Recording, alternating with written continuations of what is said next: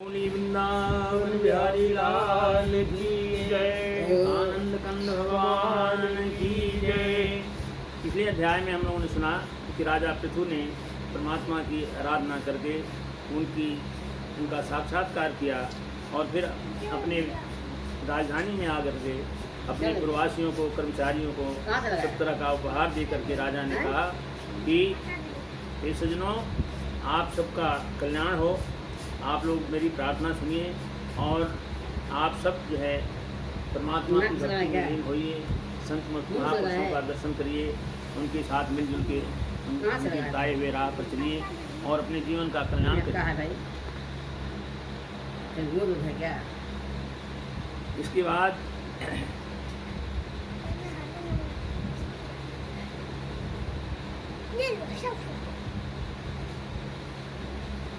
कथा है कि नारद जी कहते हैं कि एक दिन पुरंजन 11वें सेनापति के साथ 5 घोड़ों के रथ में बैठकर पंचप्रस्थ वन में गया। उसने तीखे बाणों से निर्दोष जानवरों का वध किया। इस प्रकार वध करते करते थक गया। भूख प्यास के कारण शिथिल होकर राजमहल में लौट आया। वहाँ आकर सुंदरी भार्या को ढूंढने लगा, परंतु कहीं भी दिखाई नहीं दी। स्त्रियों ने कहा, न जाने आपके पिया ने क्या ठाना है कि वह बिना बिछाए जमीन पर पड़ी नहीं। पुरंजन ने उसे मनाना आरंभ किया। पहले चरण छुए, फिर गोद में बिठाकर प्यार करने लगा। सुंदरी अनेकों नखरों से पुरंजन को पूरी तरह बस में करके विहार करने लगी। पुरंजनी ने राजा पुरंजन की 1100 पुत्र और 1110 कन्याएं पैदा की। ये कन्याएं पौरंजनी के नाम से विख्यात हैं। पुरंजन ने पितृवंश की वृद्धि करने वाले पुत्रों और कन्याओं का विवाह योग्य वरों के साथ कर प्रत्येक पुत्र के 100 पुत्र। नारद जी कहते हैं कि पुरंजन का अंत समय आ गया। चंद्रवेग नाम का एक गंधर्व राजा था। उसके अधीन 360 गंधर्व रहते थे। उनके साथ मिथुन भाव से कृष्ण और शुक्ल वर्ण की उतनी ही गंधर्वियाँ थीं। बारी बारी से चक्कर लगाकर भोग विलास की सामग्री से भरी नगरी को लूटती रहती। चंद्रवेग के अनुचरणों ने और 720 गंधर्वों और गंधर्वियों ने 5 फणों वाले सर्प से 100 वर्ष तक युद्ध करते रहे। उसी समय काल कन्या बर्फ की खोज में डोल रही थी। उसने कहा, मेरी प्रार्थना स्वीकार करने के कारण आप एक स्थान पर अधिक देर तक ठहर न सकोगे। निराश होकर उस कन्या ने यमनराज मय के पास जाकर उसको पति रूप में वर्ण किया। यमनराज ने कहा कि जब तुम मेरी सारी सेना लेकर सारी प्रजा का नाश करने में सफल होगी, मैंने योग्य दृष्टि से देखकर तेरे लिए एक पति निश्चय कर लिया है। तुम सबका अनिष्ट करने वाली है, इस कारण तुझको कोई स्वीकार नहीं करता। तू प्रजा का नाश करने में सफल होगी, कोई भी तेरा सामना न कर सकेगा। यह प्रज्वार नामक मेरा भाई और तुम मेरी बहन बन जा। मैं तुम दोनों को साथ लेकर और भयंकर सेना के साथ सारे लोकों में विचरूंगा। भय नाम के यमनराज सैनिक प्रज्वार और काल कन्या के साथ विचरने लगे। काल कन्या के साथ पुरंजनपुरी में भिन्न भिन्न द्वारों में घुसकर विध्वंस करने लगे। भाई प्रज्वार ने पुरी में आग लगा दी। उस समय पुरंजन को पकड़ने के लिए यमनराज आ गया। यमन लोग उसे बांधकर अपने स्थान ले गए। सर्प भी पुरी को छोड़कर साथ चला गया। राजा ने जिन यज्ञों पशुओं की बलि दी थी, वे पीड़ा की याद करके यमनपुरी में कुल्हाड़ी कुठारों से पुरंजन को काटने लगे। नारद जी कहते हैं कि अंत समय में पुरंजन को स्त्री का चिंतन बना हुआ था, इसलिए दूसरे जन्म में उसने नृपश्रेष्ठ विदर्भराज के यहाँ सुंदर कन्या के रूप में जन्म लिया। विवाह योग्य हो जाने पर विदर्भराज ने घोषित किया कि इस कन्या का विवाह उस सर्वश्रेष्ठ पराक्रमी वीर के साथ होगा जो पांडेय नरेश के सब राजाओं को जीत गए। महाराज मलयध्वज ने राजाओं को जीतकर उस कन्या से विवाह किया। उनकी श्यामलोचना कन्या और 7 पुत्र हुए। वे पुत्र द्रविड़ देश के राजा हुए। मलयध्वज ने अपनी पुत्री का विवाह अगस्त मुनि के साथ किया। अगस्त ऋषि ने दृढ़चित्त नामक पुत्र पैदा हुआ। दृढ़चित्त ने इंद्रवाह पुत्र हुआ।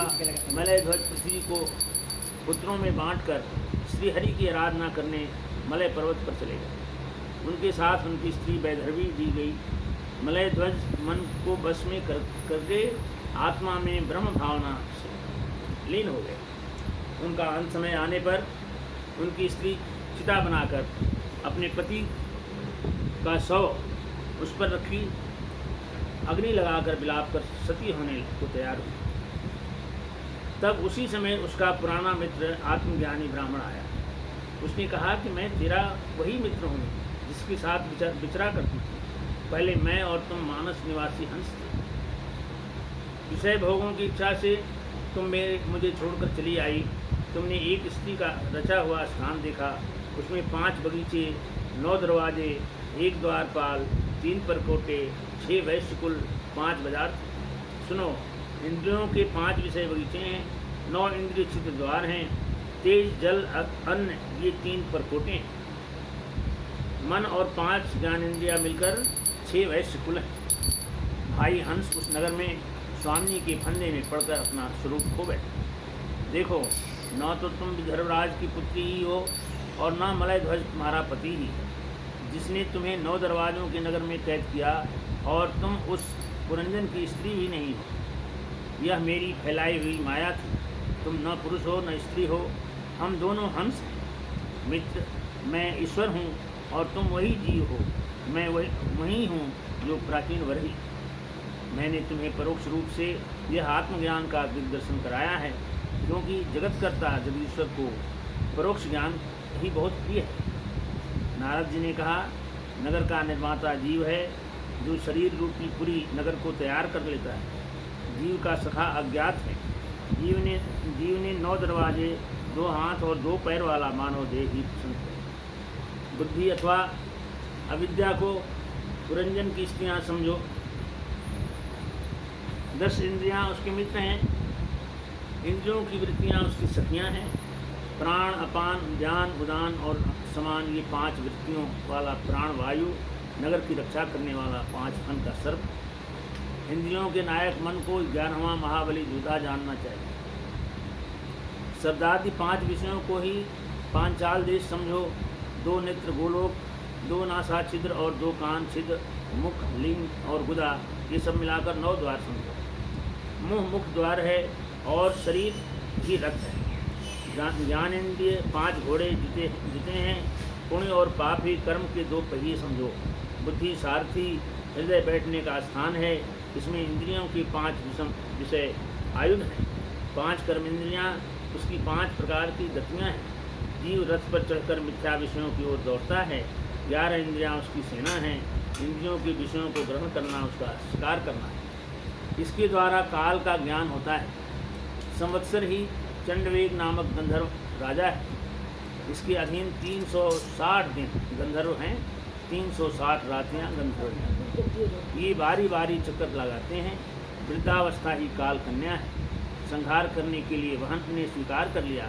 प्राणियों को पीड़ा पहुँचाकर मृत्यु के मुख में ले जाने वाले शीत और उष्ण 2 प्रकार के ज्वर ही प्रज्वार नाम के भाई।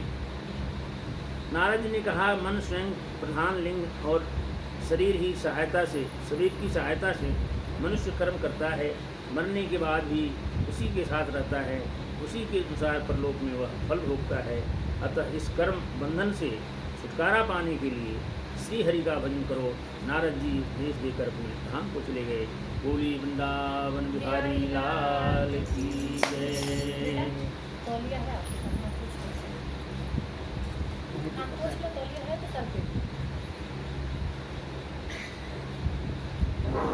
गाए जा हरि के जीवन सफल बनाए जा। गाए जा हरि के गाए जा, जीवन सफल बनाए जा। बोली वृंदावन बिहारी लाल की जय। श्री रामचंद्र भगवान की जय। बोली भगवान की जय।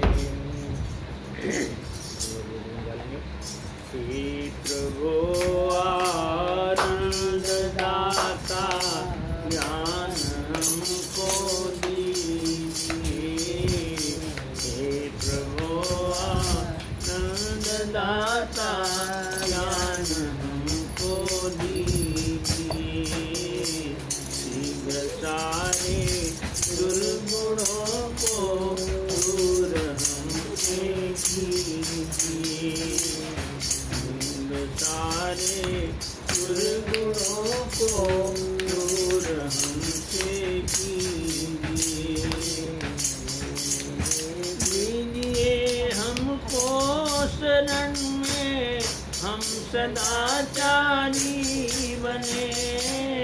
लीजिए हमको शरण में, हम सदाचारी ब्रह्मचारी धर्म रक्षक वीर व्रतधारी बने। हे प्रभु आनंद दाता ज्ञान हमको दीजिए।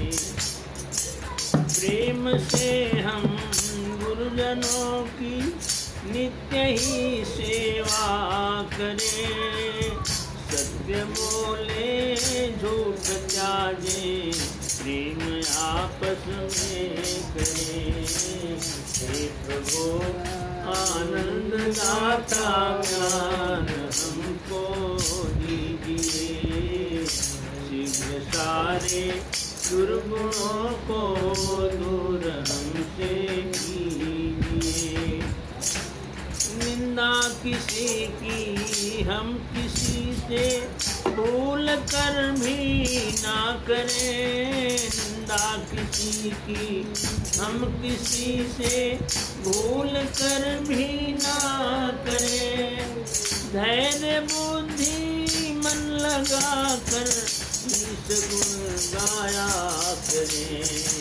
हे प्रभु आनंद दाता ज्ञान हमको दीजिए। शीघ्र सारे दुर्गुणों को दूर हमसे कीजिए। मातृभूमि मातृ सेवा हो अधिक प्यारी हमें। मातृभूमि के लिए यह दान जीवन हम करें। हे प्रभु आनंद दाता ज्ञान हमको दीजिए। शीघ्र सारे दुर्गुणों को दूर हमसे कीजिए। पिता और माता की आज्ञा हम सदा पालन करें। आपके चरणों में निस दिन शीश रखा करें। हे प्रभु आनंद दाता ज्ञान हमको दीजिए। सारे दुर्गुणों को दूर हमसे कीजिए। हे प्रभु आनंद दाता ज्ञान हमको शीघ्र सारे दुर्गुणों को दूर हमसे कीजिए। हे प्रभु आनंद दाता ज्ञान हमको दीजिए। बोली वृंदावन बिहारी लाल की जय। आनंद कंद भगवान की जय हो।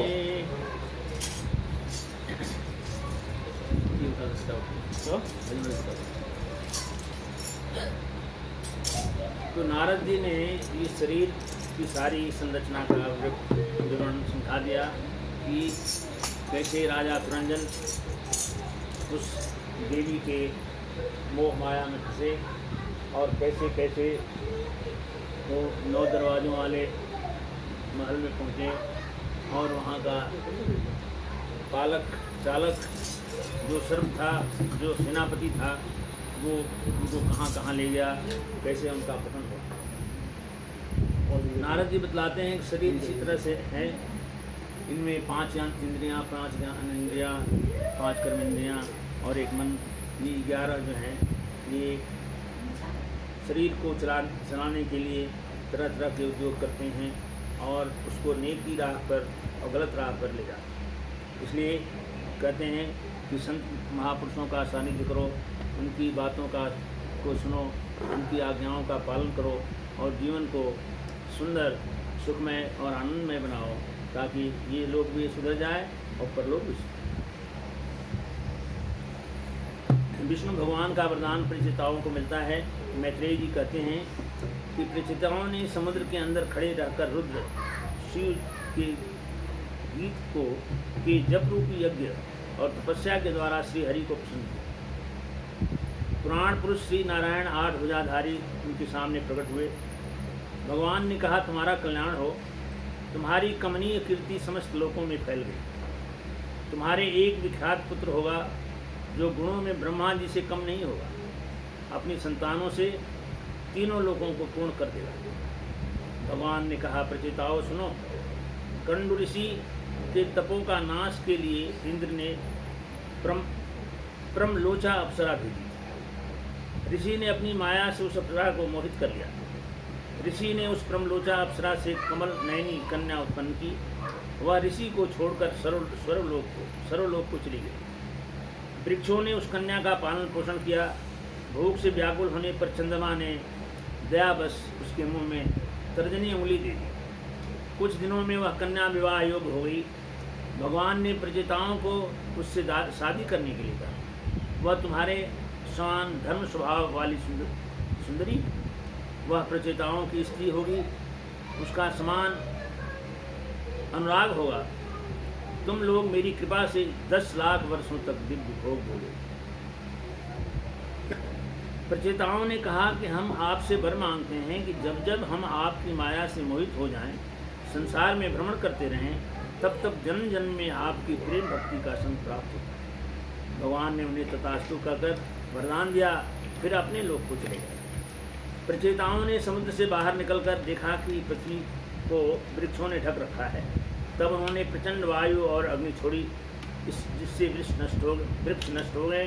पृथ्वी का निर्माण किया।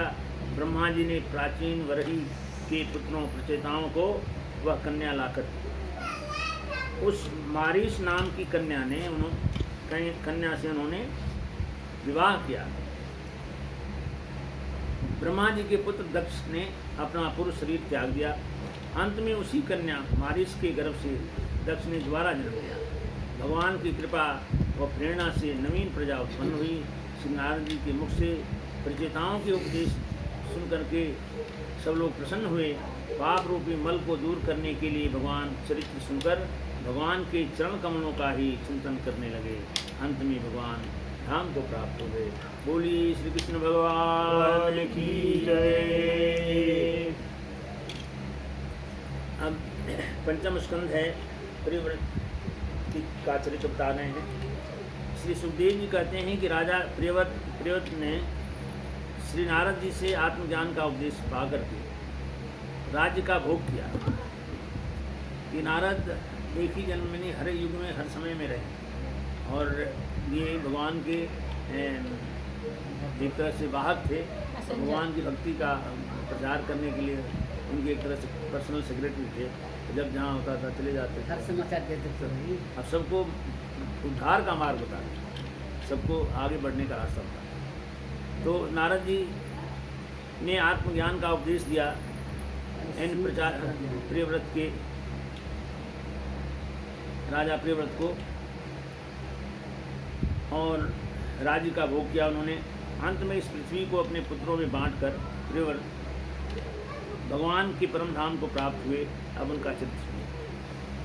समय पाकर के ब्रह्मा जी पधारे, तब स्वयंभू मनु और प्रियव्रत खड़े हो गए।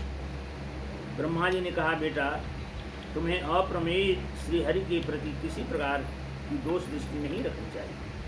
तुम्ही क्या, हम महादेव जी स्वयंभू मनु और तुम्हारे गुरु नारद जी उनकी आज्ञा का पालन करते हैं। नारद जी की आज्ञा से मनु जी ने प्रियव्रत को भूमंडल की रक्षा का भार सौंपा।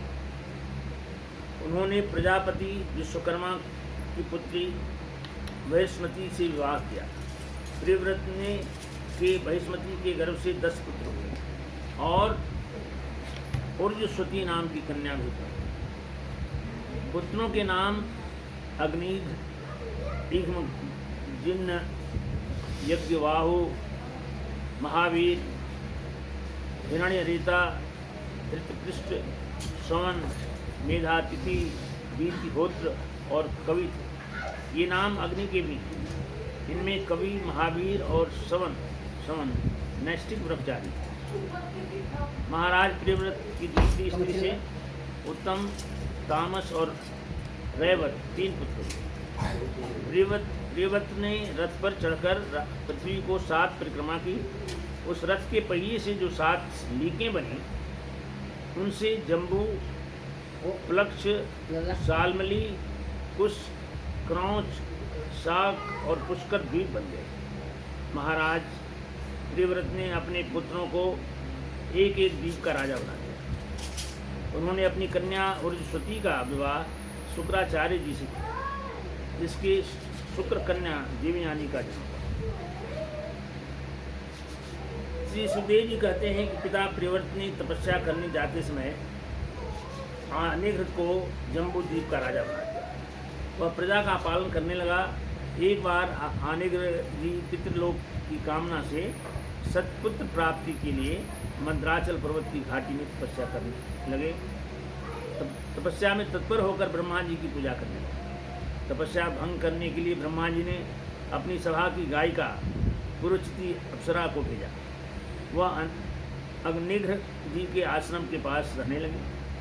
इसके चरणा नुपुरों की झनकार से, मनोहर ध्वनि से अनिघ्र की आंखें खुल गईं। अप्सरा ने उनकी तपस्या भंग कर दी, परंतु देवताओं के सामने समान स्त्री को फुसलाने में चतुर थे। उन्होंने अप्सरा को प्रसन्न कर लिया और प्रेम कर लिया। वह अप्सरा अनिघ्र जी के साथ कई हजार वर्ष तक भोगती रही। उसके गर्भ से नाभि, किम पुरुष, हरिवर्ष, इलावृत, रम्यक, हिरण्यमय, कुरु, भद्राश्व और केतुमाल नाम के 9 पुत्र होते। इस प्रकार 9 वर्ष में प्रतिवर्ष 9 पुत्र उत्पन्न कर पूर्वचित अप्सरा सबको छोड़ करके ब्रह्मा जी के पास चली। अनिघ्र ने जम्बूद्वीप के विभाग कर अपने पुत्रों को सौंप दिया। पिता के परलोक सुधारने पर नाभि आदि भाइयों ने मेरुदेवी, प्रतिरूपा, उग्र दृष्टि, लग्न, रम्या, श्यामा, नारी, भद्रा, देववीति नाम की 9 कन्याओं से विवाह करवा दिया। विवाह कर देने के बाद अनिघ्र परलोक को सिधार दिया। श्री सुखदेव जी कहते हैं कि अनिघ्र के पुत्र नाभि के कोई पुत्र नहीं था। अपनी स्त्री मेरुदेवी सहित पुत्र प्राप्ति करने हेतु भगवान की आराधना की। भगवान प्रकट हुए। ऋत्विजों ने भगवान से प्रार्थना की, यह हमारे यजमान राजर्षि नाभि अपनी संतान को ही परम पुरुषार्थ मानकर आराधना कर रहे हैं। राजर्षि नाभि आपके समान संतान पाने की इच्छा रखते हैं। भगवान ने कहा, ऋषियों, आपने बड़ा दुर्लभ वर मांगा है। मेरे समान तो मैं ही हूँ, इसलिए मैं स्वयं ही अपनी हंस कला से नाभि के यहाँ उतार लूँगा। कुछ समय बाद नाभि के यहाँ के रनिवास में महारानी मरु देवी के गर्भ से दिगंबर सन्यासी ऊर्ध्वरेता मुनियों के धर्म प्रकट करने के लिए संतान है, जिसका नाम ऋषभदेव का, और इन्होंने जैन धर्म का बताया। सदरूपा ऋषभदेव दिगंबर सन्यासी ऊर्ध्वरेता मुनि के धर्म प्रकट करने के लिए संतान हुई मरु देवी के गर्भ से जी, जिनका नाम ऋषभ था। ऋषभ का मतलब श्रेष्ठ। जी। ऋषभ देव जी दिगंबर सन्यासी के रूप में विख्यात हुए। महाराजा नाभि ऋषभ देव जी को अपने राज्य का भार सौंपकर बद्रिकाश्रम चले गए। वहां जाकर भगवान वासुदेव के नर नारायण रूप की आराधना करते हुए समय आने पर उन्हीं के रूप में श्री सुखदेव जी कहते हैं कि भगवान ऋषभ देव जी ने गृहस्थ धर्म की शिक्षा देवराज इंद्र से प्राप्त की। इंद्र ने अपनी कन्या जयंती का विवाह ऋषभ देव जी से किया, जिसके गर्भ से ऋषभ देव जी ने अपने ही समान गुण वाले 100 पुत्र उत्पन्न किए। उन पुत्रों में सबसे बड़े पुत्र महायोगी भरत जी थे। उन्हीं के नाम से इस अजनाब खंड को भारतवर्ष कहने लगे। उनसे छोटे कुशावर्त, इलावर्त, ब्रह्मावर्त, मलय, केतु, भद्रसेन, इंद्रस्कृत, विदर्भ और कीकट, ये 9 राजकुमार और शेष बचे थे। 90 से बड़े थे। उनसे छोटे कवि हरि, अंतरिक्ष, प्रबुद्ध, पिपलायन, आर्विहोत्र, दुर्मिल, चमस और करभाजन 9 भागवत धर्म का प्रचार करने वाले थे। ऋषभ देव जी ने अपने पुत्रों से कहा कि जब तक मनुष्य को वासुदेव में प्रीति नहीं होती तब तक देह बंधन से छूट नहीं सकता। पुत्रों, संसार सागर से पार होने में कुशल, धैर्य, उद्यम एवं सत्वगुण विशिष्ट पुरुष अपने लिंग शरीर को भगवान की भक्ति में लीन कर देना चाहिए। भगवान ऋषभ देव जी ने पृथ्वी का पालन करने के लिए भरत जी को राजगद्दी पर बिठाया। ऋषभ देव जी ने केवल शरीर मात्र का परिग्रह रखा और वस्त्रों का भी त्याग कर दिया, दिगंबर हो गए। वे हमेशा के लिए मौन हो गए थे। वे मुंह में पत्थर का टुकड़ा डाले रखते थे, बालों को बिखरे हुए उत्तम उन्मत्त रखते थे, सदा दिगंबर रूप में कुटकाचल के वन में घुमा करते थे। एक बार बांसों की रगड़ से प्रबल दावाग्नि धड़क उठी। उसकी लपटों ने ऋषभ जी सहित वन को जलाकर भस्म कर दिया। महाराज प्रियव्रत का वंश बड़ा ही उज्ज्वल एवं सुयशपूर्ण था। श्री सुखदेव जी कहते हैं कि भगवान ऋषभ देव जी ने संकल्प मात्र से पृथ्वी की रक्षा करने के लिए सिंहासन पर भरत जी को नियुक्त कर दिया। उनका विवाह विश्वरूप की कन्या पंचजनी से हुआ। पंचजनी के गर्भ से सुमति, राष्ट्रभृत, सुदर्शन, आवरण और धूमकेतु नाम के 5 पुत्र थे। जब भरत जी अध्वर्य ग्रहण आहुति देने लगे के लिए अभी हाथ में लेते तो यजमान भरत उस यज्ञ से होने वाले फलों को यज्ञ पुरुष भगवान वासुदेव को अर्पण करते। कर्मों की शुद्धि से उनका अंतःकरण शुद्ध हो गया था। उन्होंने प्रजा का पालन पोषण बड़े सुचारू रूप से किया। अंत में वंश परंपरागत संपत्ति को पुत्रों में बांट दिया। एक दिन राजमहल से निकलकर वे पुलहाश्रम हरिद्वार क्षेत्र में चले गए। शरीर पर कृष्ण मृग चर्म धारण करते थे। एक बार भरत जी गंडकी नदी में स्नान करने लगे। उन्होंने हिरणी को देखा जो पानी पीने के लिए नदी के किनारे पर आई। वह पानी पी रही थी कि उसने सिंह की दहाड़ सुनी। उसने भयवश नदी को पार करने के लिए छलांग मारी। तब उसके गर्भ से बच्चा निकलकर पानी में बहता हुआ जा रहा था। भरत जी उस बच्चे को नदी में से निकालकर अपने आश्रम ले आए। नित्य उसके खाने पीने का प्रबंध करते थे। भरत जी उसको पुत्र के समान प्यार करते थे। इस कारण प्रतिदिन नियम था और भगवान पूजा सब छूट गई।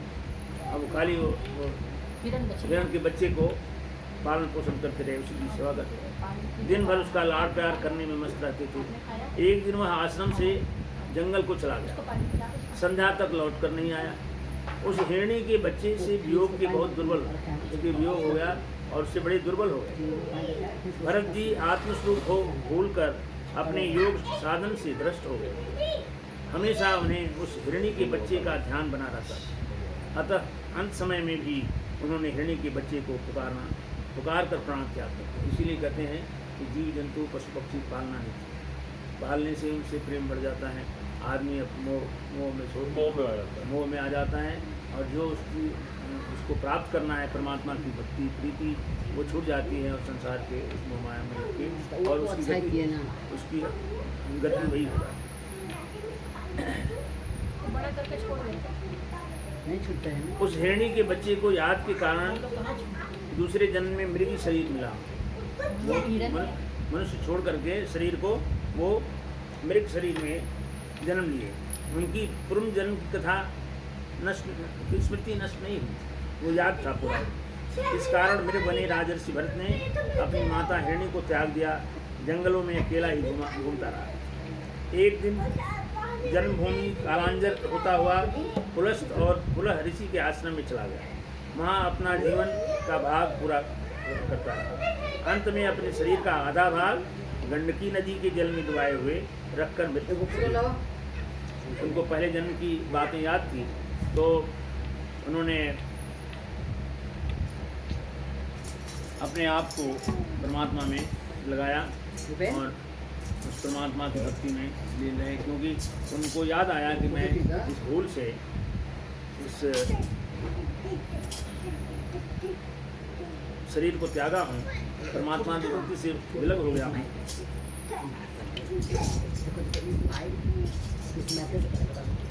वो कहते हैं कि ये शरीर हमारा एक ताश के पत्ते के समान है। जी। जज भाई साहब एक भजन गाते थे, एक पंडित जी थे, हमें याद है, बहुत पंडित थे, तो आते थे वो उतरौली से, और वो हारमोनियम पर बहुत सुंदर भजन गाते थे, तो उनसे यही भजन याद करते थे। और जज भाई साहब ने सुनाया था, मैंने भी नोट कर रखा था इसको कि एकाएक सभी को जाना है कचहरिया, बाण के नगरिया ना। एकाएक सभी को जाना है कचहरिया, दान के चचरिया ना। दूजा दूसरा न कोई, प्राण आपनो न होई। दूजा दूसरा न कोई, प्राण आपनो न होई। जाति नदीन से लागल बाबरिया, दान के चदरिया ना। एकाएक सभी को जाना है कचहरिया, दान के चदरिया ना। चौका चार कहरवाए लेके मरघट पर पहुँचोले। चौका चार कहरवाए लेके मरघट पर पहुँचोले। पंचा पाँचों भैया दूध ललकरिया, दान के चदरिया ना। एकाएक सभी को जाना है कचहरिया, दान के चदरिया ना। छक्का छठी रात की बात कहो कहलो न जात। छक्का छठी रात की बात कहो कहलो न जात। करता भूली गईले करम की गठरिया, दान के चदरिया ना। एकाएक सभी को जाना है कचहरिया, दान के चदरिया ना। 8 पहर दिन राती क्यों न हर से नेहल घाती। 8 पहर दिन राती क्यों न हर से नेहल घाती। नहला में पीछे लागल बा नजरिया, दान के चदरिया ना। एकाएक सभी को जाना है कचहरिया, दान के चदरिया ना। दहला गुलाम बन के अइले सबके माया में भरमोरे। दहला गुलाम बन के अइले सबके माया में भरमोरे। बीबी बादशाह में बीतल जालो भरिया, दान के चदरिया ना। एकाएक सभी को जाना है दान के चदरिया ना। एकाएक सभी को जाना है कचहरिया, दान के चदरिया ना। बोल वृंदावन बिहारी लाल की जय हो। आनंद कंद भगवान की जय हो। तो जीवन का यही रहस्य है।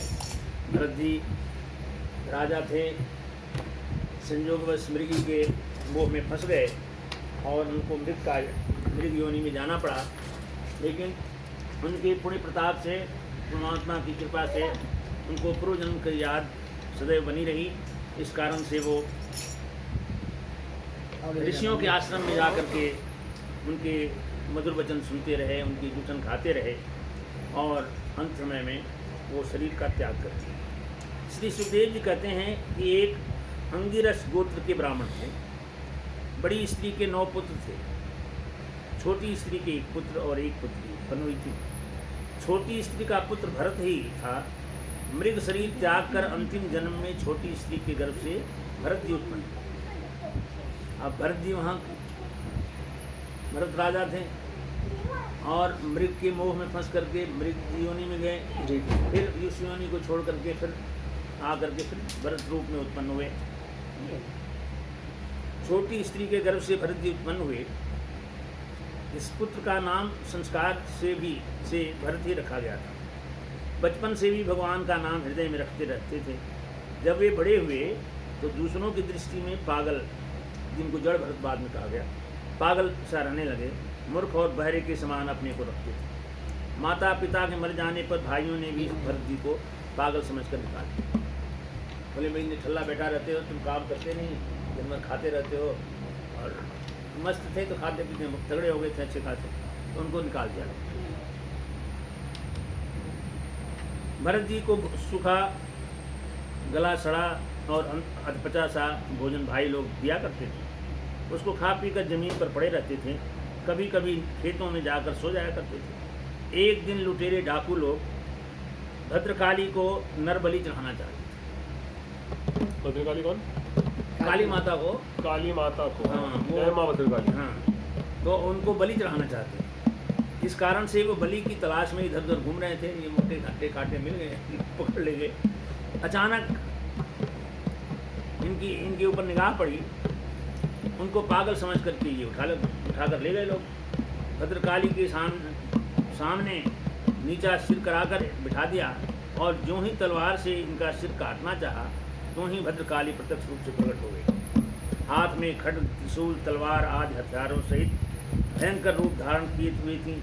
उस भद्रकाली ने सब पापी डाकुओं का सिर काटकर ढेर कर दिया। फिर भरत जी को बचाकर अंतर्ध्यान हो गई। भरत जी तो हृदय में श्री हरि का ध्यान लगाकर मस्त बैठे थे।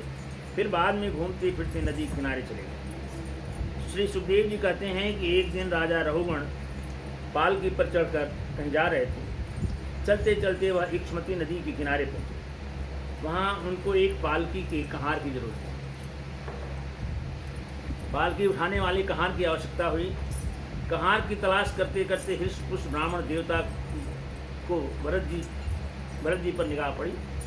राजा रघुगण ने उनको पालकी उठाने के लिए लगा दिया।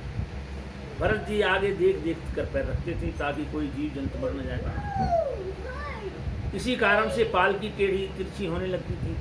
रघुगण गिरने से डर से बहुत क्रोधित होकर आग बबूला हो गया और कहने लगे, क्या तू जीता जी मर गया जो इस तरह चलता है?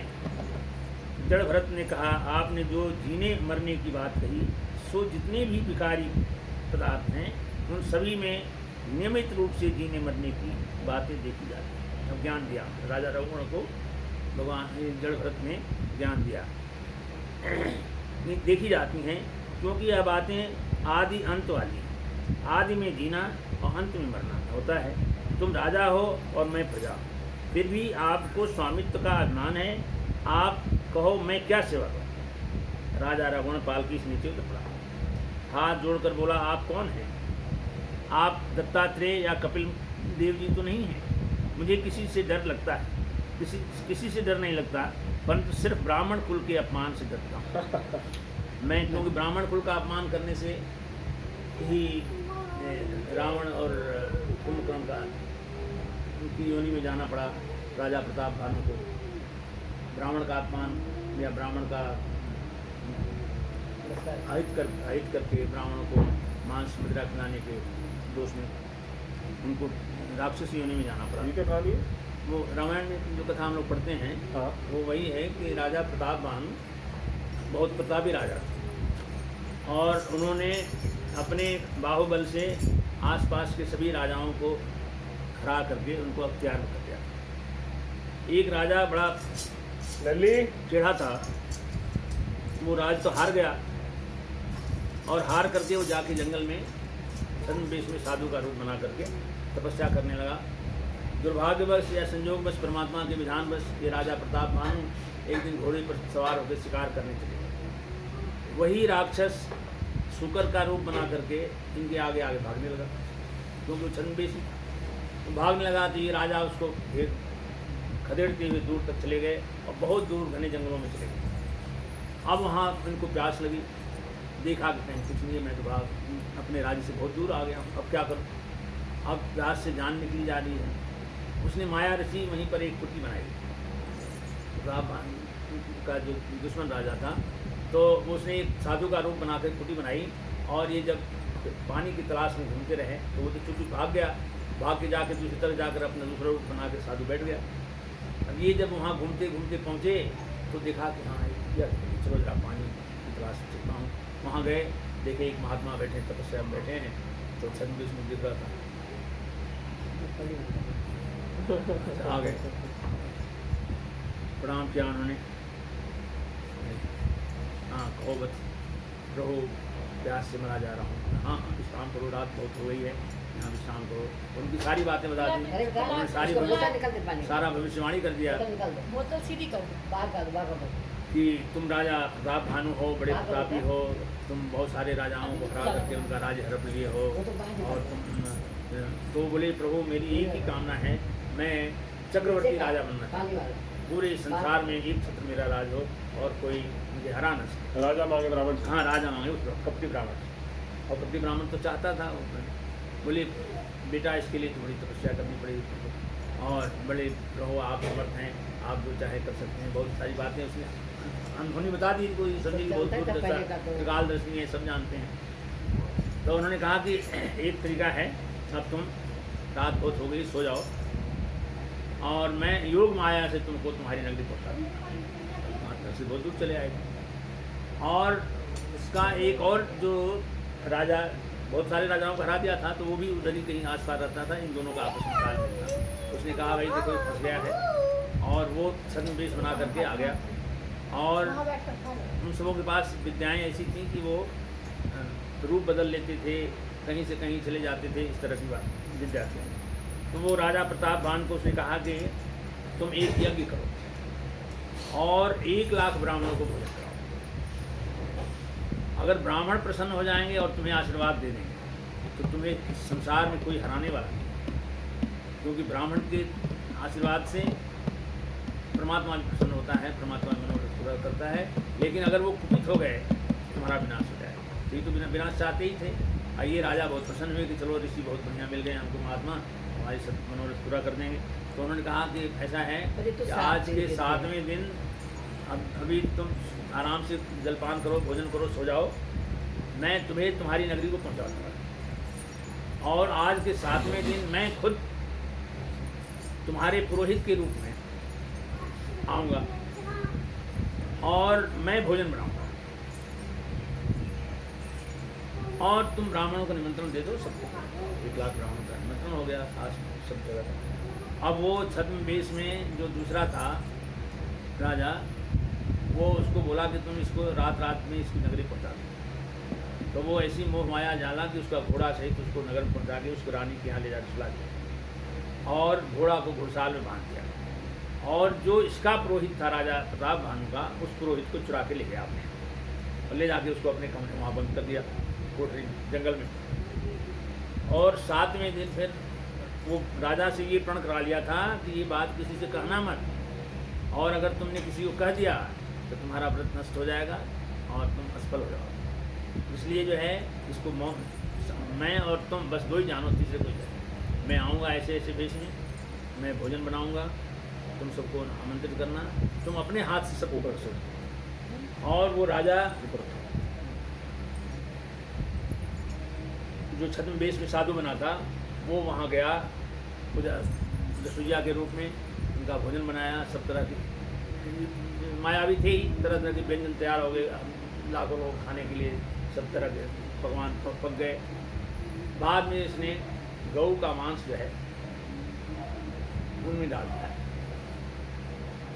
भोजन में सब्जी से डाल दी और अपने आप वहाँ से फरार हो गया, अंतर ध्यान हो गया। राजा जो है आपको भोजन तैयार है, रसोई सब तैयार है, सब लोग लगाया, बोला भाई शुरू कराओ, बिठाओ। पंडित लोग बैठ गए, हाथ धो के, हाथ में करके सब बैठे। और जैसे पत्तल चढ़ी, राजा चलाने लगा।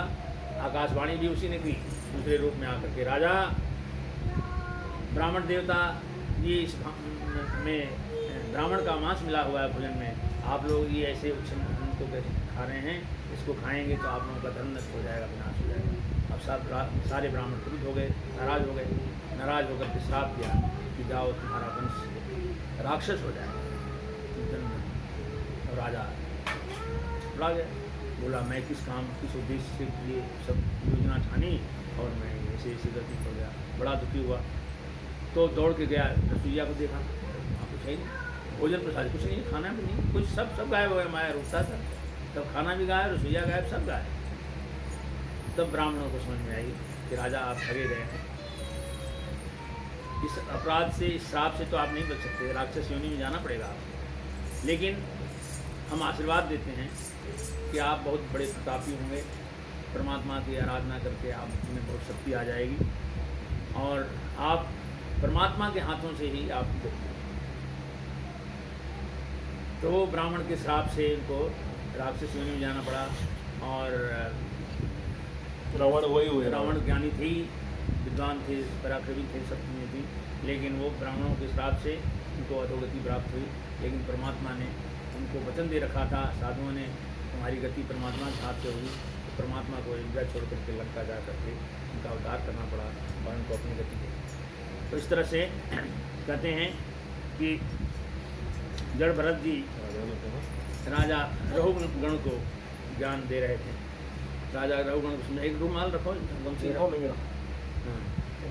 महीन वाली रखो। राजा रघुगण को ज्ञान दे रहे हैं, कहते हैं कि तुम राजा हो, मैं प्रजा हूँ, फिर भी आपका स्वामित्व का अभिमान है, आप कहो मैं क्या सेवा करूँ। राजा रघुगण पालकी से नीचे उतर पड़े, हाथ जोड़कर बोले, आप कौन हैं? क्या आप दत्तात्रेय या कपिल देव जी तो नहीं हैं? मुझे किसी से डर नहीं लगता, परंतु सिर्फ ब्राह्मण कुल के अपमान से डरता हूँ।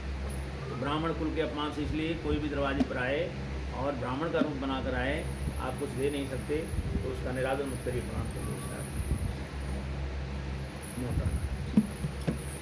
मैं श्रीहरि की ज्ञान शक्ति के अवतार योगेश्वर भगवान कपिल देव से यह पूछने जा रहा था कि इस लोक में शरण लेने योग्य कौन है। राजा रघुगण ज्ञान प्राप्त करने के लिए महाराजा भगवान कपिल के आश्रम को जा रहे थे, तो रास्ते में ये मिल गए। तो इन्होंने कहा कि मैं श्रीहरि से ज्ञान शक्ति का अवतार योगेश्वर भगवान कपिल देव से यह पूछने जा रहा हूँ कि इस लोक में शरण लेने योग्य कौन है। जड़ भरत ने कहा, वीरवर, 5 कर्म इंद्रियाँ, 5 ज्ञान इंद्रियाँ और 1 अहंकार, ये 11 मन की वृत्तियाँ तथा 5 प्रकार के कर्म, 5 तन्मात्राएँ और 1 शरीर, ये 11 प्रकार के आधारभूत विषय है। गंध, रूप, स्पर्श, रस और शब्द, ये 5 ज्ञान इंद्रियों के विषय है। मल त्याग, संभोग, गमन, भाषण और लेना देना आदि व्यापार, ये 5 कर्म इंद्रियों के विषय है। किंतु इनकी सत्ता क्षेत्रज्ञ आत्मा की सत्ता से ही है। ये तभी तक काम कर सकते हैं जब तक आत्मा साथ में, आत्मा नहीं तो शरीर निष्क्रिय। बता रहे हैं कि यह मन ही तुम्हारा बड़ा बलवान शत्रु है। आप सावधान होकर श्री गुरु और श्री हरि के चरणों की उपासना से इसे मार डालो। राजा रघुगण सुनो, यह पृथ्वी देह का विकार है, इसके 2 चरण हैं, उनके ऊपर क्रमशः ढकने, पिंडली, घुटने, जांग, कमर, वक्ष, स्थल, गर्दन और कंधा आदि अंग हैं।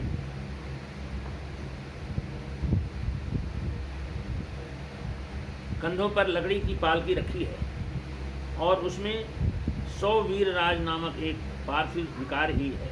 जो शरीर से बैठे हो, तुम राजा हो तो पार्थिव शरीर ही है। तुमने सोचा कि मैं सिंधु देश का राजा हूँ, इस मत से अंधे हो रहे हो।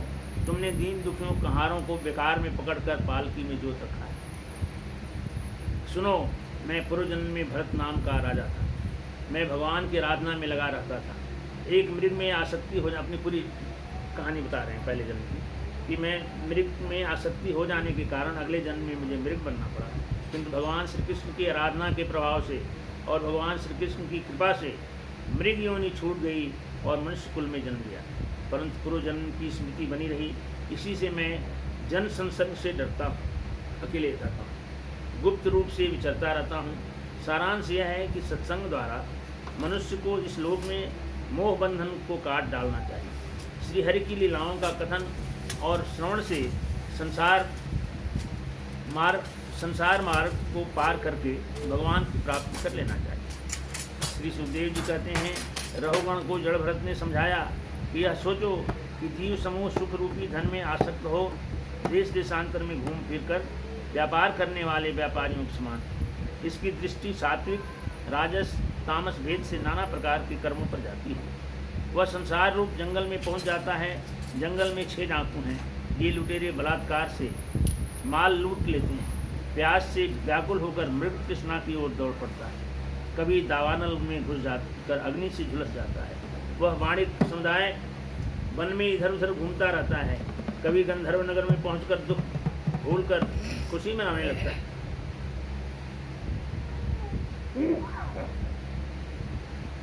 खुशी मनाने लगता है। कभी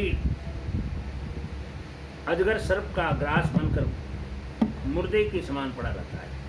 कभी विषैले जंतु काटने लगते हैं। कभी मधु खोजने लगता है। कभी मक्खियाँ इसके नाक में दम कर देती हैं। वाणिक समूह आपस में विवाद स्थापित करता है। मार्ग में तरह तरह के कष्ट और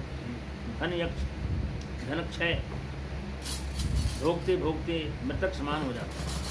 कुछ साथी मरते जाते हैं। नवीन उत्पन्न साथियों के साथ ये बंजारा समूह आगे बढ़ता रहता है। उनमें से जो प्राणी न तो वापस लौटता है, न संकट मार्ग को पार करके परमानंदमय योग की शरण ही जाता है। संग्राम भूमि के दिक्पालों को भी भगवान विष्णु का अविनाशी पद भी नहीं मिलता।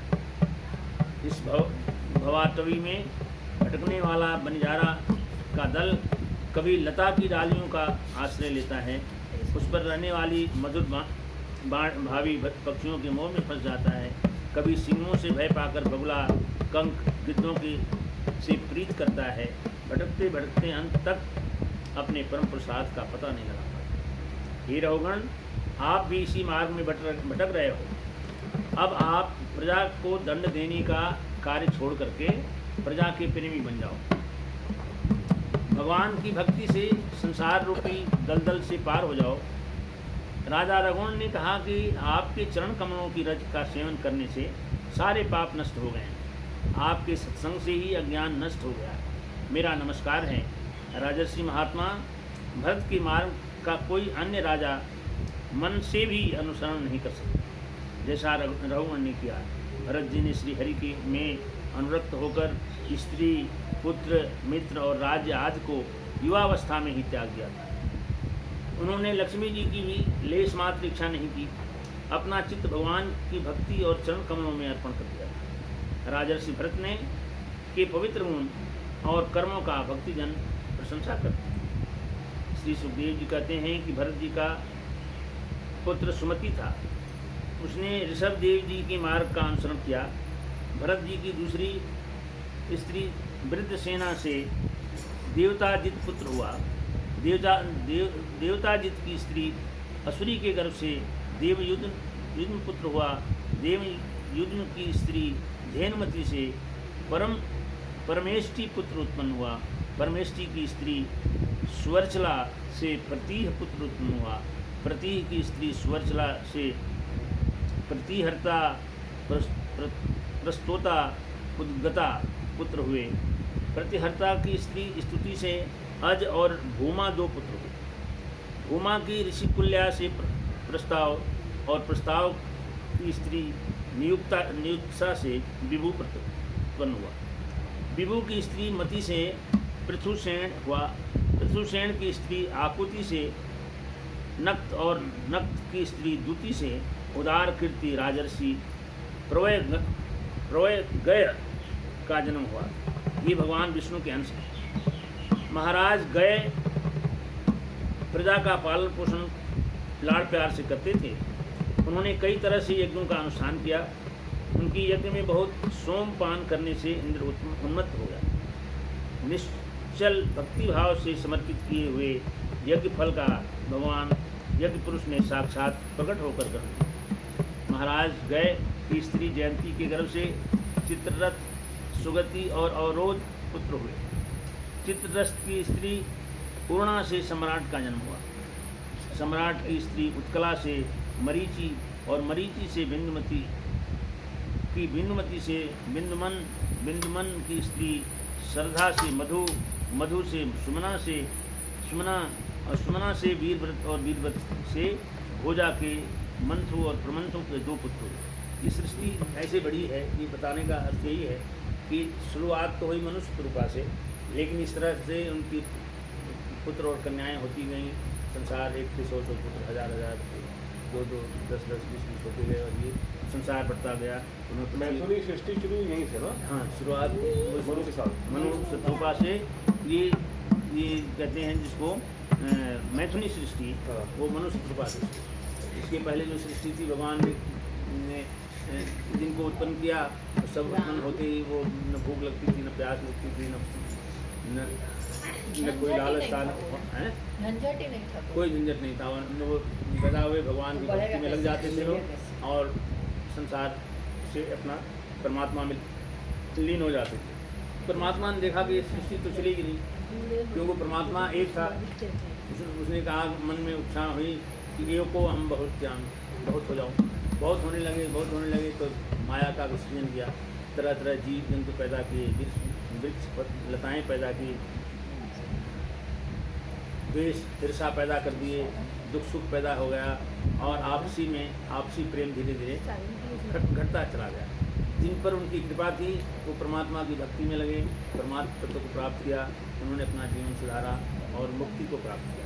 इसी तरह से कहते हैं कि अगर सब सृष्टि चलती जा रही है, मधु से के सुमना से वीरव्रत, वीरव्रत से भोजा से मंथु और प्रमंथु के 2 पुत्र हुए। मंथु के सत्य के गर्भ से भौवन और भवन के दूषणा के गर्भ से त्वष्टा के विरोचना और विरोचना से विरज और विरज से वियूषी के गर्भ से सत्यजित नामक आज 100 पुत्र और 1 कन्या का जन्म। विरज ने प्रियव्रत वंश को विभूषित किया। विरोचन पुत्र बलि सुतल लोक में रखा। तो इन्होंने तल, जल, अचल, पृथ्वी, जलाजल, रसातल, सुतल, सब लोगों में अपने पुत्रों को उनका राज्य दे दिया। कोई कहीं का राजा बना, कोई कहीं का राजा। तो सुखदेव जी कहते हैं कि जब राजा बलि की यज्ञशाला में भगवान विष्णु ने त्रिलोकी को नापने के लिए अपना पैर रखा, तब उनके बाएं पैर के अंगूठे के नख से ब्राह्मण कटाह का ऊपरी भाग फट गया। ब्रह्मांड का नख, उनके अंगूठे के नख से ब्रह्मांड कटाह का ऊपरी भाग फट गया। उस छिद्र में होकर जो ब्रह्मांड में जल की धारा आई, वह चरण कमल के धोने से भगवत पदी नाम से पुकारी गई। वह धारा हजारों युग बीतने पर स्वर्ग के शिरोभाग में स्थित ध्रुवलोक में उतरी, जिसे विष्णु पद कहते हैं। ध्रुव जी अपने कुल देवता का चरणोदक मानकर आज भी जल को सिर पर चढ़ाते हैं। वहाँ से वह गंगा जी करोड़ों विमान से घिरे हुए आकाश में होकर उतरती हैं। भगवान शंकर जी उसको अपनी जटा में उसके वेग को धारण कर फिर पृथ्वी पर उतारते, फिर मेरु पर्वत के शिखर पर ब्रह्मपुरी में गिरती। वहाँ से सीता, अलकनंदा, चक्षु और भद्रा नाम से 4 धाराओं में विभक्त हो जाती। चारों दिशाओं में बहती हुई गंगा सागर में होती हुई समुद्र में गिर जाकर मिल जाती। लीलावृत वर्ष में एकमात्र शंकर जी पुरुष हैं। वहाँ पर अगर कोई पहुँचता है तो पार्वती जी के साप से स्त्री होकर पहुँचता है, पुरुष कोई नहीं जा सकता। कहाँ पे? लीलावृत की जगह बता रहे हैं। लीलावृत ना पहले उनकी पुत्री की क्या होगा? पीताम्बरी माता की भगवान शंकर परम पुरुष परमात्मा वासुदेव, प्रद्युम्न, अनिरुद्ध और शंकर संज्ञक चतुर्व्यूही मूर्तियों में अपनी कारण रूपा संकर्षण की तपः प्रधान 4थी मूर्ति का ध्यान स्थित मनोमय विग्रह रूप से चिंतन करते हैं। अव्यक्त मूर्ति ओंकार स्वरूप परम पुरुष श्री भगवान को नमस्कार है। तथा आप स्वयं संपूर्ण ऐश्वर्यों के परम आश्रय हैं। वेद मंत्र आपको जगत की उत्पत्ति, स्थिति और प्रलय के कारण बताती, परंतु आप तीनों विकारों से रहित हैं, इसलिए आपको अनंत कर आपके सहस्त्र मस्तकों पर यह भूमंडल सरसों के दाने के समान रखा हुआ है। आपको यह भी मालूम नहीं है कि वह कहाँ रखा है। मैं अहंकार अपने त्रिगुणमय तेज से देवता, इंद्रिय और भूत की रचना करता हूँ। बोलिए वृंदावन बिहारी लाल की जय हो। हरे नहीं हरे राम राम राम हरे हरे, हरे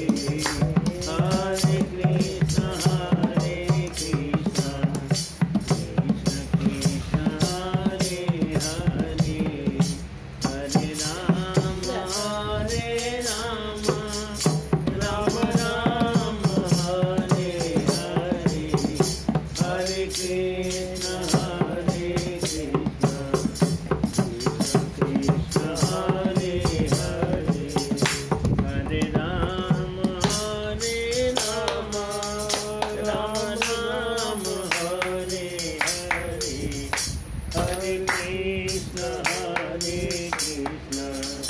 कृष्ण कृष्ण हरे हरे, हरे राम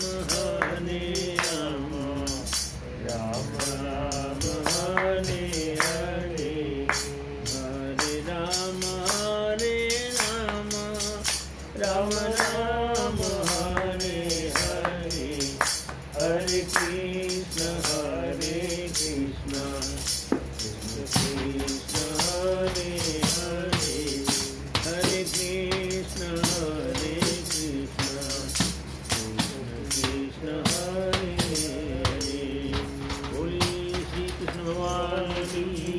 लीलाधारी भगवान की जय, आनंद कंद भगवान की जय हो। अब खसन 6वां अध्याय है, इसमें अजामिल की कथा बता रहे हैं। सुखदेव जी कहते हैं कि मनुष्य धीरे धीरे भगवान के नियमों का पालन करता है, वह पाप वासनाओं से मुक्त हो जाता है, कल्याण पद तत्व ज्ञान प्राप्त कर लेता है। धर्मज्ञ और श्रद्धावान धीर पुरुष तपस्या, ब्रह्मचर्य, इंद्रिय दमन, मन की स्थिरता, दान, सत्य, बाहर भीतर की पवित्रता, यम एवं नियम, इन 9 साधनों से मन, वाणी और शरीर द्वारा किए गए बड़े से बड़े पापों को भी नष्ट कर देता है। जिन्होंने अपने भगवत गुण अनुरागी मन को भगवान श्री कृष्ण के चरणों में एक बार भी मरते समय पान करा दिया, तो वह यमराज और उसके पासधारी दूतों को नहीं देख पाता। महात्मा लोग एक प्राचीन इतिहास कहते हैं। इतिहास ये है, कान्यकुब्ज नगर कनौज में दासीपति ब्राह्मण अजामिल रहता। दासी वैश्या के कारण उसका सदाचार नष्ट हो गया था। उसने भगवान की सेवा पूजा सब त्याग दी। वह जुआ खेलकर, राहगीरों को लूटकर तथा चोरी कर कुटुंब का पेट भरता था। बूढ़े अजामिल के 10 पुत्र थे। सबसे छोटे का नाम नारायण था। नारायण ही अपने बूढ़े पिता की सेवा किया करता था। कुछ समय बाद अजामिल की मृत्यु का समय आ गया। यमराज के दूत, तीनों दूत इनके पकड़ने के लिए आए। उसने जब दूतों से डरकर अपने पुत्र को नारायण कहकर पुकारा, भगवान के पार्षदों ने देखा कि यह ब्राह्मण मरते समय भगवान नारायण का नाम ले रहा है, तब फौरन भगवान के पार्षद भी वहाँ आकर उपस्थित हो गए। यमराज के पार्षदों ने कहा कि यह कुकर्मी ब्राह्मण है, अपनी स्त्री को छोड़कर एक अन्य वेश्या के साथ रहता है, रमण करता है। इसने अपने जीवन में अनेकों पाप किए हैं, इसलिए यह यमराज के पास ले जाएगी। भगवान के पार्षदों ने कहा कि यमदूतो, इसने अपने जन्म की राशियों का पूरा प्रायश्चित कर लिया है। भगवान ने कहा, भगवान के दूतों ने कहा कि इसने पूरा प्रायश्चित कर लिया है। इसने मरते समय भगवान के परम कल्याण में मोक्ष पद के नाम का उच्चारण किया है, नारायण कहा है। जिस समय इसने नारायण 4 अक्षरों का उच्चारण किया, उसी समय समस्त पापों का प्रायश्चित हो गया है।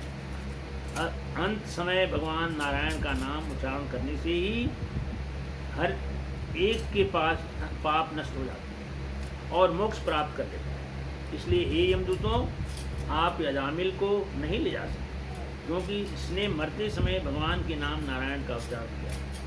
यमदूत वापस चले गए। भगवान के पार्षदों को देखकर अजामिल के चित्त में भगवान के प्रति वैराग्य हो गया। संबंधियों के मोह को छोड़कर हरिद्वार चले गए। अजामिल की बुद्धि त्रिगुणमयी प्रकृति से ऊपर उठकर भगवान के स्वरूप में स्थित हो गई। पार्षदों के दर्शन पाने के बाद गंगा के तट पर शरीर त्याग दिया। भगवान के पार्षद अजामिल को स्वर्णमय विमान में बिठा करके वैकुंठ को लेकर चले गए। भगवान कहते हैं कि अंत मता सो गता।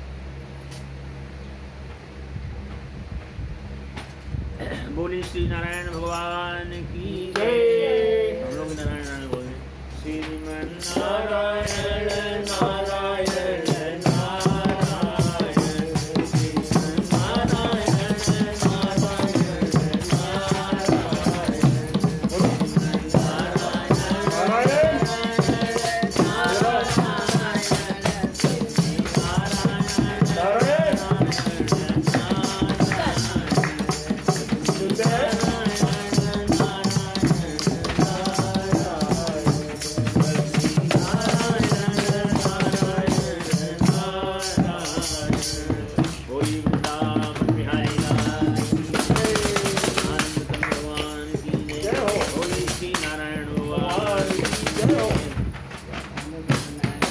दक्ष द्वारा भगवान की स्तुति हो रही है। श्री सुखदेव जी कहते हैं कि राजा प्राचीन वरी के 10 पुत्र थे, जिनका नाम प्रचेता था।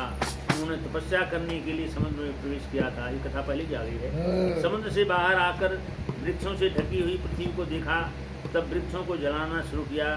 वनस्पति के राजा चंद्रमा ने प्रचेताओं को समझा बुझाकर वृक्षों को जलाने से रोका और कहा कि इन वृक्षों ने ब्रह्मलोचा अप्सरा की सुंदरी कन्या का पालन पोषण किया है। आपको ये कन्या सेवा के लिए दी जाती। प्रचेताओं ने उस कन्या के साथ धर्मानुसार पाणी ग्रहण किया। उन्हीं प्रचेताओं के द्वारा उस कन्या से प्रचेतस दक्ष की उत्पत्ति हुई। फिर दक्ष की प्रजा ने सृष्टि के तीनों लोकों को भर दिया। पहले वाले दक्ष के आकाश में रहने वाले देवता, असुरों और मनुष्यों आज प्रजा की सृष्टि संकल्प से की थी। उन्होंने देखा कि सृष्टि बढ़ नहीं रही है, तब विंध्याचल के पर्वतों पर घोर तपस्या और स्तुति की। भगवान प्रसन्न होकर प्रकट हुए। भगवान ने कहा कि आप सृष्टि की रचना के लिए पंचजन्य प्रजापति की कन्या असंकी से विवाह करो। आप स्त्री सहवास रूप धर्म के द्वारा सृष्टि उत्पन्न करने में सफल हुए। पहले उन्होंने मानस सृष्टि रची थी, तो बोलते हैं नहीं, इनसे स्त्री सहवास से आप धर्म रूप द्वारा सृष्टि का उत्पन्न की रचना करिए। आपके बाद मेरी माया से स्त्री पुरुष के संयोग से ही प्रजा उत्पन्न होती रहेगी। भगवान श्री हरि यह कहकर दक्ष के सामने से ध्यान। नारद जी उपदेश देते हैं। सुखदेव जी कहते हैं कि दक्ष प्रजापति ने सिंकी से हर्यश नाम के 10,000 पुत्र उत्पन्न किए। दक्ष ने इन पुत्रों को संतान उत्पन्न करने की आज्ञा। हर्यश आज्ञा पाकर नारायण सर तीर्थ पर तपस्या करने लगे। वहाँ नारद जी जा और हर्यशों से कहा कि एक ऐसा देश है जिसमें एक ही पुरुष है और एक ऐसा बिल है जिसमें 12 निकलने का रास्ता है, बाहर निकलने का रास्ता नहीं है। नारद जी ने इस प्रकार की अनेक पहेलियाँ कही। हर्यश जन्म से विद्वान थे। वे नारद जी की पहेलियों से स्वयं गूढ़ विचार कर सोचने लगे, वास्तव में नारद जी का कहना सच है। यह लिंग शरीर ही, जिसे साधारणतः जीव कहते हैं, हर्यशों ने एक मत कर लिया और नारद जी की परिक्रमा करके मोक्ष पद को प्राप्त किया, पति बन गए। जब दक्ष प्रजापति को मालूम हुआ कि नारद जी के उपदेश से पुत्र अपने अपने कर्तव्यच्युत हो गए, सब मोक्ष के रास्ते पकड़ लिए, तो सृष्टि चले गए। तब उन्होंने ब्रह्मा जी ने दक्ष प्रजापति को बहुत समझाया। तब दक्ष ने अंशकी के गर्भ से 1000 पुत्र और उत्पन्न किए। उनका नाम सबलाश्व रखा गया। प्रजा सृष्टि के उद्देश्य से तप करने नारायण सरोवर पर गए। दक्ष के पुत्र सबलाश्व प्रजा सृष्टि के लिए तपस्या कर रहे थे। उनके पास भी नारद जी जा पहुंचे और उनको भी वही मंत्र दिया और इनको भी मोक्ष का रास्ता दिखाया। नारद जी ने? हाँ, उन पुत्रों ने भी वही रास्ता ग्रहण कर लिया। दक्ष प्रजापति को मालूम हुआ तब नारद जी को बहुत बुरा भला कहे फटकार दिया। नारद जी को शाप दिया कि जीवों जाओ, तुम्हें रहने का कोई स्थान नहीं मिले और लोक लोकांतर में भटकते। नारद जी को? हाँ, वो दक्ष ने उनको श्राप दे दिया था कि जो जो पैदा हो जा करके परमात्मा करे, शादी विवाह करके माया में कल्पना, भगवान का भजन करो, मुक्ति पाओ। तो बोले चले कैसे में सब स्थिर हो गए और उनको अस्थिर कर दिया। और उनको बोले कि अब तुम घूमते ही रहोगे। अब सुखदेव जी कहते हैं कि नारायण नारायण नारायण आओ। दक्ष प्रजापति ने अपनी स्त्री असंकी के गर्भ से 60 कन्याएं उत्पन्न की। देखो, अब असंकी के गर्भ से पहले 1000 पुत्र हुए। अब बोलते हैं कि इससे 60 कन्याएं उत्पन्न हुई। उन्हीं की गर्भ से किसी? हाँ, उन्हीं गर्भ से। अच्छा। उनमें से 10 कन्याएं धर्म को, 13 कन्याएं कश्यप जी को, 27 चंद्रमा को, 2 भूत को, 2 अंगिरा को, 2 कृषाश्व को और 4 तारक्ष नामधारी कश्यप जी को ब्याह। अब की बार बेटे पैदा किए हैं? नहीं, वो हाँ बेटे को सोच चले जाते हैं। हाँ, बेटियां कम चलाई। तो इनको संतानें तीनों लोकों में फैली हुई। ये लड़कियां हुई 60,000, उनमें 60 कन्याएं तो इनको ऋषियों को ब्याही नहीं। और धर्म की 10 स्त्रियों के नाम भानु, लंबा, कुकुम, जामी, विश्वा, साध्या, मरुतुषी, वसु, मुहूर्ता और संकल्पा थे। इनके पुत्रों के नाम भानु का पुत्र देव ऋषभ और देव ऋषभ का इंद्रसेन पुत्र था। लंबा का पुत्र विद्योत और उसके मेघ गण था। कुकुम्भ का पुत्र संकट, उसका पुत्र कीकट के पुत्र पृथ्वी के संपूर्ण किलों में अभिमानी देवता थे। जाभी का पुत्र स्वर्ग और स्वर्ग का पुत्र नंदी था। विश्वा का पुत्र विश्वदेव था। सांध्या का पुत्र सांध्यगण था और उसका अर्थ सिद्धि था। मरुत्पति के पुत्र मरुतत्वान और जयंत थे। जयंत भगवान ने वासुदेव के अंश थे। उनको उपेंद्र भी कहते हैं। सुना? हाँ, भगवान विष्णु का नाम मेरा सुनी नहीं। जयंत भगवान वासुदेव के अंश थे और उनका नाम उपेंद्र भी है। मूर्ता से मुहूर्त अभिमानी देवता हुए। संकल्पा का पुत्र संकल्प और इसका पुत्र काम था। वसु के 8 पुत्र वसु हुए, जिनके नाम द्रोण, प्राण, ध्रुव, अर्क, अग्नि, दोष, वसु और विभाग वसु थे। द्रोणों की स्त्री अभिमति से हर्ष, शोक, भय अभिमानी देवता हुए। प्राणों की स्त्री उर्वशी से सह आयु और पुरुजौ पुत्र हुए। ध्रुव की स्त्री धरणी से अनेकों नगरों के अभिमानी देवता उत्पन्न। अर्क की स्त्री वासना से तरस तृष्णा पुत्र हुआ। अग्नि की स्त्री धारा से द्रवण्य पुत्र हुआ। दोषों की स्त्री सरवरी से शिशुमार हुआ, वह भगवान का कला अवतार था। वसु की स्त्री आंगिरसी से शिल्प कला अधिपति विश्वकर्मा हुआ। विश्वकर्मा की स्त्री कृति से चाक्षुष मनु हुए और चाक्षुष के पुत्र विश्वदेव एवं सांध्यगण हुए। विवाह वसु की स्त्री उषा से दुष्टा, रोचिस और आतप हुए। आतप के पंचायाम दिवस नामक पुत्र हुए। भूत की स्त्री दक्षनंदिनी स्वरूपा से रुद्रगण उत्पन्न हुए। अंगिरा प्रजापति की प्रथम स्त्री सुधा से पितृगण उत्पन्न हुए और दूसरी स्त्री सती से अथर्वा गिरस नामक वेद की पुत्र रूप में स्वीकार कर लिया। कुशाश्व की स्त्री अर्ची से ध्रुमकेश का जन्म हुआ। कश्यप की 4 स्त्रियां विनिता, कद्रु, पतंगी और यामिनी थी। पतंगी से पक्षियों का और यामिनी से सल्म पतंगों का जन्म हुआ। विंतास के पुत्र गरुड़ हुए, ये भगवान विष्णु के वाहन थे। वनिता का दूसरा पुत्र अरुण था, जो सूर्य भगवान का सारथी। कश्यप की स्त्रियों के नाम अदिति, दिति, दनु, काष्ठ, अरिष्ठा, सुरसा, ईला, मुनि, क्रोधवसा, ताम्रा, सुरभि, सुरमा और तिमी। तिमी के पुत्र जलचर हुए, जंतु हुए और शर्मा के बाघ सिंह।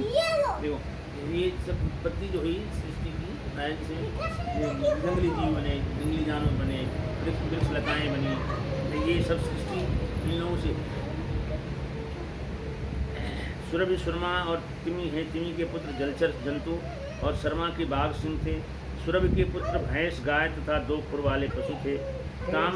ताम्र की संतानें बाज, गीध आदि शिकारी पक्षी थे। मुनि के अप्सराएं उत्पन्न हुई। क्रोधवशा के पुत्र सांप, बिच्छू, विषैले जंतु थे। ईला से वृक्ष, लता आदि वनस्पतियाँ। सुरसा से यातुधान राक्षस हुए। अरिष्टा से गंधर्व और काष्ठा से घोड़े और 1 खुर वाले पशु हुए। गनु के 61 पुत्र हुए। उनमें से प्रमुख के नाम संबर, अरिष्ट, हयग्रीव, विभावसु, अयोमुख, शंकशिरा, स्वरभानु, कपिल, अरुणा, पुलोम, वृषपर्वा, एकचक्र, अंतापन, धूम्रकेश, विरूपाक्ष, विप्रचिति और दर्जय। स्वरभानु की कन्या सुप्रभा से नमुचिते और वृषपर्वा की पुत्री समिष्टा से ययाति ने विवाह। धनु के पुत्र वैश्वानर की 4 कन्याएं हैं। उपदानवी, हैसरा, पुलोमा और कला। उपदानवी का विवाह हिरणाक्ष के साथ और क्रतु का विवाह हैसरा के साथ हुआ, संपन्न हुआ। ब्रह्मा की आज्ञा से कश्यप जी ने वैश्वानर की पुत्री पुलोमा और कालका के साथ विवाह किया। उसने पुलोम और काल के नाम के 60,000 रणवीर दानव पैदा हुए। 60,000 दानववीर पैदा हुए। आपका था सुनो। उनका दूसरा नाम निवात कवच था। ये यज्ञों के कार्यों में विघ्न डालते थे। अर्जुन ने इंद्र को प्रसन्न करने के लिए अकेले ही उन्हें मार डाला था। विप्रचिति की स्त्री सिंहिका के गर्भ से 101 पुत्र हुए। सबसे बड़ा राहु था इसका। Thank you. बहुत तेज, बहुत बढ़िया। गर्भ से 101 पुत्र हुए। सबसे बड़ा राहु था, जिसका गणना ग्रहों में हो गई। बाकी 100 केतु। बोल वृंदावन बिहारी लाल की जय। हर हर महादेव। अच्युतं केशवं राम नारायणं कृष्ण दामोदरं वासुदेवं। अच्युतं केशवं गोपिकावल्लभं जानकीनायकं रामचन्द्रं भजे। अच्युतं केशवं राम नारायणं कृष्ण दामोदरं वासुदेवं। श्रीधरं माधवं गोपिकावल्लभं जानकीनायकं रामचन्द्रं भजे। जानकीनायकं रामचन्द्रं भजे। जानकीनायकं रामचन्द्रं भजे। बोले वृंदावन बिहारी लाल की जय। ये आपको और ये आपके पापा और ये पापा है और ये पापा है और ये दीदी है और ये टकली है और ये भी टकली है। आज डॉक्टर का फोटो खींच रहे हो। सबका खींच लिया है।